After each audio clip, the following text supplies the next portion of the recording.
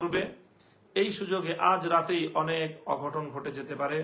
এজন্য আমার বক্তব্য যারা শুনছেন তাদের সকলের প্রতি আমার উদাত্ত আহ্বান যে আজ রাত অন্তত আপনারা পাড়ায় পাড়ায়, মহল্লায় মহল্লায় এলাকাবাসীকে নিয়ে, মসজিদের মুসল্লিদেরকে নিয়ে আপনারা রাত্রি জাগরণ করুন। অবশিষ্ট রাতের শেষ প্রহর, রাতের আধারে কোনো অঘটন যেন কেউ ঘটাতে না পারে, সেজন্য আপনারা দায়িত্বশীল ভূমিকা, প্রহরার ভূমিকা আপনারা পালন করবেন।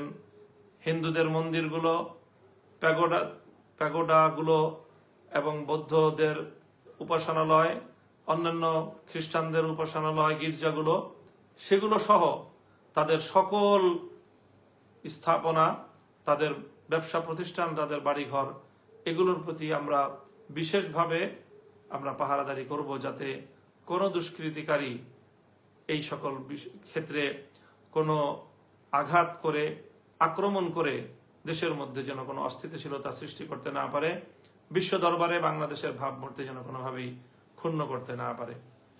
সেই সঙ্গে আরেকটি বিষয় আমি বিশেষভাবে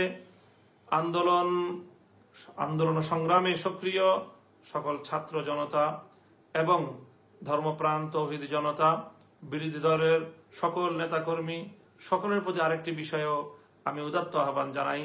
আল্লাহ রাব্বুল আলামিন আমাদেরকে যে ঐতিহাসিক বিজয় দান করেছেন, ক্ষুদ্র ব্যক্তিগত প্রতিহিংসা চরিতার্থ করার জন্য আমরা এই মহান বিজয়কে কোনোভাবেই কলুষিত করার অপপ্রয়াস চালাবো না।